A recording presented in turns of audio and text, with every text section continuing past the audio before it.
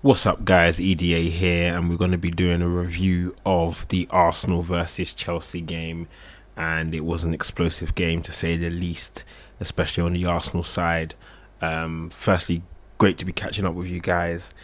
Been away for a little while just due to a couple of health issues, but back and raring to go, and we've got a lot to catch up on. I'm going to be delivering a couple videos during the week and be ramping up from there, so you can expect a lot of football content, basketball content, wrestling content, you name it. Anything sport related, we'll be bringing it to you guys. And so yeah, excited to talk to you, catch up on all things football, the Premier League, Arsenal. And going into this game, we knew how important it was from an Arsenal perspective, already top of the league, ahead of Liverpool on goal difference, and Man City based on games played. This game will take Arsenal 2 games ahead of Man City, and gives them a 4-point advantage. So Man City still have the ability to, if they win both of their games in hand, be 2 points ahead of Arsenal and Liverpool. So power's still in City's hands, but Arsenal have done what they've needed to do against one of their biggest rivals, and it marks the start of a massive week for them ahead of the game against Spurs away. And so yeah, going into this game, teams knew how important it was, especially from an Arsenal standpoint. All the onus was on us. After the weekend, Chelsea had not much to play for. They had been knocked out of the FA Cup, and obviously in the Premier League they currently sit mid-table, 9th. And so again, they didn't have much to play for. Add to that the news that Cole Palmer, joint top Premier League goal scorer and Chelsea's talisman, wasn't going to be playing, as well as Gusto. It changed the dynamics of the game a little bit, but you still have to perform, you still have to play and beat the team that's put out there. From an Arsenal perspective, I think we seen the dream kind of midfield that we had been looking for in the beginning of the season. This was the same midfield that started in the Community Shield: Thomas Partey, Martin Odegaard and Declan Rice, and we're going to talk about that dynamic. But I think if Arsenal had had that through the duration of the season, I think they would have even played even better than they have this season. Partey coming into the team, he has a distinct ability to progress the ball and progress it really, really well, and he has a special relationship with the likes of Martin Odegaard, with Bukayo Saka. He can find them very, very easy. He knows when they're open. There's no real delay in him finding those passes, and obviously he's defensively solid as well. He also allowed Declan Rice to commit and kind of have a less worried performance in terms of defensively. You know, Jorginho is a little bit more susceptible, doesn't have the athleticism. With Partey there, it seemed like they worked brilliantly together. Dec seemed very comfortable in his box-to-box role, Thomas in his normal 6 role, and Martin Odegaard was loving it, because every time he got the chance, Thomas Partey was finding him with the ball. He was able to pick up a number of different positions as well. But kicking off the game, Arsenal started off well. They started off hungry. One of the things that has been lacking this season has been Arsenal starting off really, really fast, and that was a hallmark of the previous season.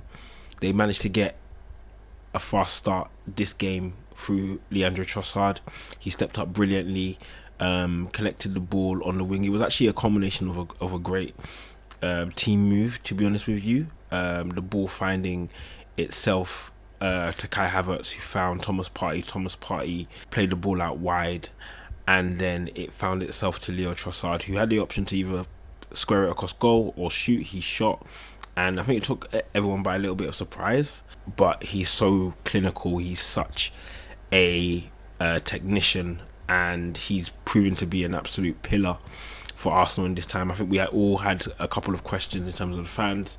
Not saying that he doesn't have the ability to start, but there were a couple of occasions when he did start when he wasn't impactful. That hasn't been the case in this game, and I guess in the game before where he got the goal, performance was a little bit less impressive. This time he's had the performance and the goal, and so yeah, really happy with Leo and his performance, and that goal put Arsenal in a great position. Chelsea was still dangerous. They were still active. They were still looking to cause havoc. That's the kind of team that they are. Especially against the top opposition, they seemed to play better, and this was an occasion that they did play better at, but they just weren't able to take their chances, and they weren't also able to adapt to the way Arsenal were playing as well. And so going into halftime 1-0 up, Arsenal were looking good, looking strong. However, there was always a doubt of, can they keep this up?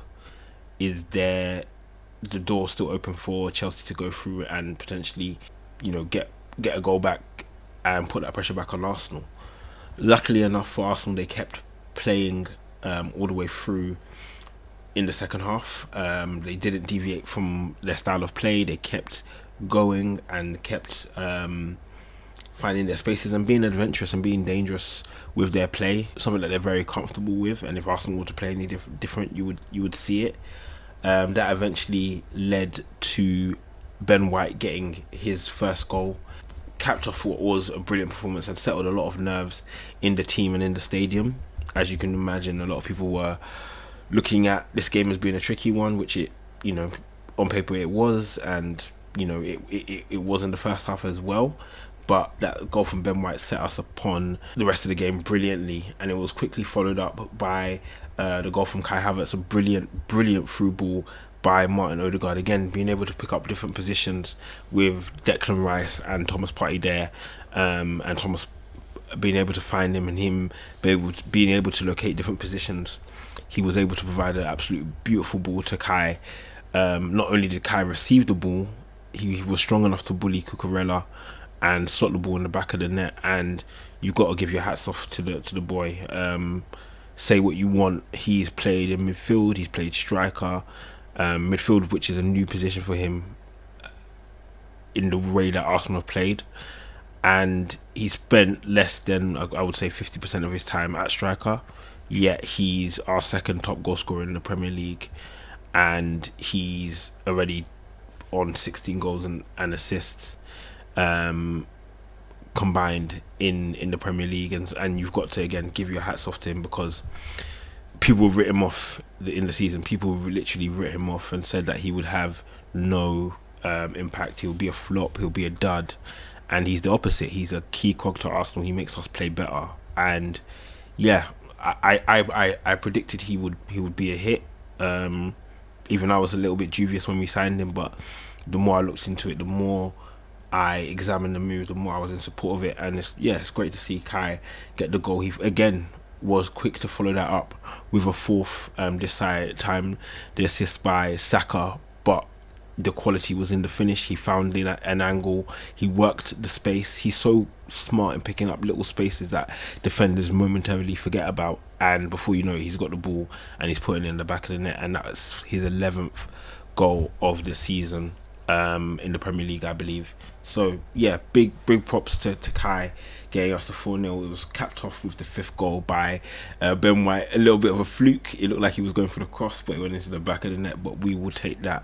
Ben White, who's been amazing, in my opinion, he is without a doubt the best right back this season in the Premier League. Obviously, we know the quality of Trent as well, but in terms of this season, Ben White's been amazing. He's done everything that's been asked of him, and he's performed to such a high standard. So yeah, got to give my hats off to him. He gets man of the match, rightfully so. Havertz performed well, Odegaard performed well. The wide players had a lot of joy, which they've sometimes struggled for. Declan Rice with a great performance. Saliba and Gabriel doing their job as well. From a Chelsea side, I wouldn't say there was any redeeming performance, if I'm being honest with you. They need to get more clinical. They need to develop what they're going with. The fact that the midfield three of Gallagher, Fernandes and Caicedo performed so poorly and struggled so much against the Arsenal front three is a little bit worrying. But I guess they need to continue to build. Obviously, there's all the talk about Cole Palmer, and he's been amazing for them. I've rated Cole for a long time, watching him come up with England ranks. So I've known about his quality for a long time, but they're gonna need more. Cole is a great player, and he can be a really important cog, but he's not the whole machine. So Chelsea need to get a lot of quality. There's still some assessments out on some of the signings that they've made, if I'm being honest with you. But yeah, they're gonna have to come back and hopefully end the season with some dignity. I say that they're only 3 points off of Man United, so you know, they both of these teams could end up in ninth, eighth, seventh place, and for one of those teams that could mean Conference League, which is not ideal. So yeah, that's been the game. Obviously, Arsenal push on. Liverpool will be playing tomorrow as well, and Man City will be following up with their game. So it's going to be interesting to see how the remaining fixtures unfold. Arsenal have extended their goal difference as well as their lead at the top, and it's going to be interesting to see how the other teams play. We'll check out the remaining elements of the stats. No one off the bench kind of took my breath away. They all standard performances off the bench. As mentioned, Chelsea had a bit of joy in the first half. You can see they had a large amount of control ending the first half, but again, Arsenal dominated and took control in the second half as well. Key things to mention looking at the stats: expected goals 3.37 to 1.61. Chelsea actually had more of the ball. Arsenal were essentially looking to counter a little bit more. 27 shots to 7, 10 on target to 1, 4 big chances to 2, and yeah, a really impressive performance by Arsenal. Now they will move on to the big game against Spurs. We're going to do a preview of that as that comes up, so look out for that. But yeah, guys, hopefully you've enjoyed it. Let me know your thoughts on the title race, how Arsenal performed, and your views on Chelsea and what they need to do next season to get back into the top 4. Hope you've enjoyed, and catch you guys soon. Peace.